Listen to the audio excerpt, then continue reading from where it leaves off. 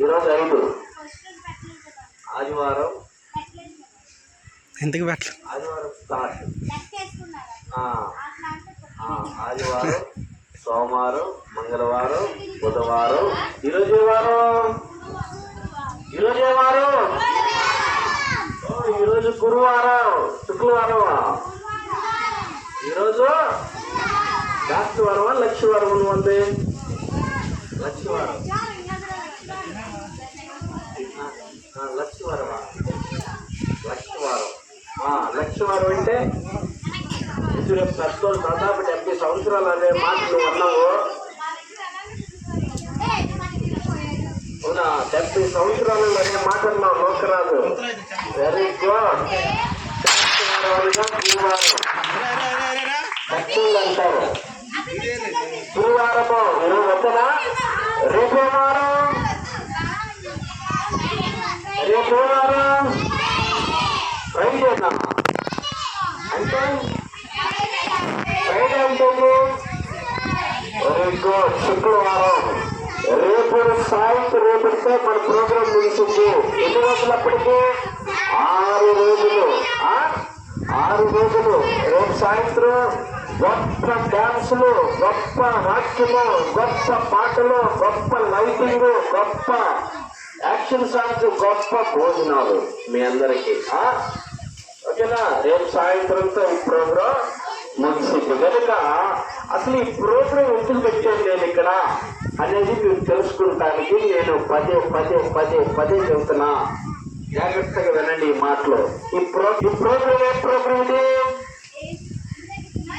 చెప్పండి? ఏ programme? Correct చెప్పండి. ఏ programme? కరెక్ట్గా ఓకే. సిబిసి అంటే చెప్పు.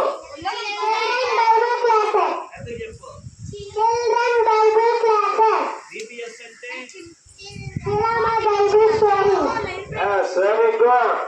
అందరూ సభలు కొట్టండి. ఓకేనా? ఈ సమ్మర్ సీడ్స్ అంటే ఈ సమ్మర్ అనగా ఎండాకాలం కదా. ఎండాకాలంలో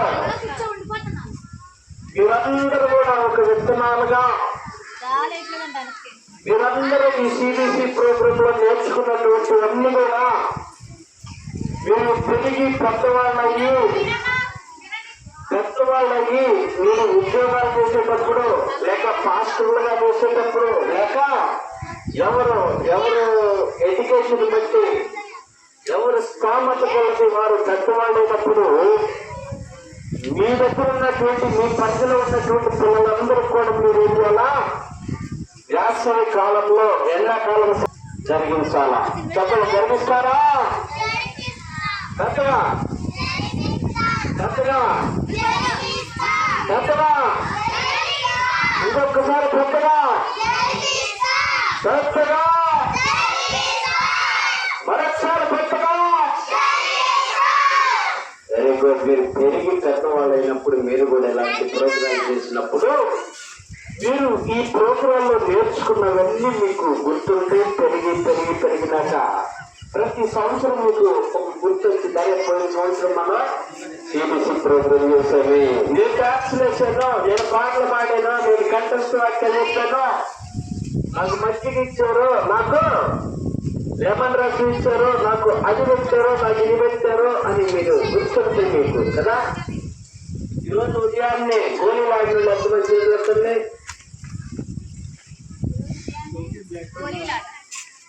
రోజు క్రికెట్ ఆడినట్టు చేయబోతుంది. పాపం మీరంతా క్రికెట్ ఫ్యాన్సా? ఇప్పుడు మీరు 2020 మ్యాచ్ 10 మ్యాచ్ మరి పెట్టి మీరే చూసుకోవాలా? కబడ్డీ ఆడతానన్నా చేసినట్టుంది. కబడ్డీ ఆడతారా అంటే మీకు 150 కట్టాలా? 150 ఎంట్రీ ఫీజు కడతారా? Very good. మీరు ఒక్క పైసా కట్టద్దు కానీ ఊరికే చక్కగా ఆటలు ఎంత ప్రాముఖ్యమో దేవుని సన్నిధి కూడా అంత ప్రాముఖ్యం. అర్థమైందా? చూడండి, ఆటలు ఆడాలంటే మనకేం కావాలా?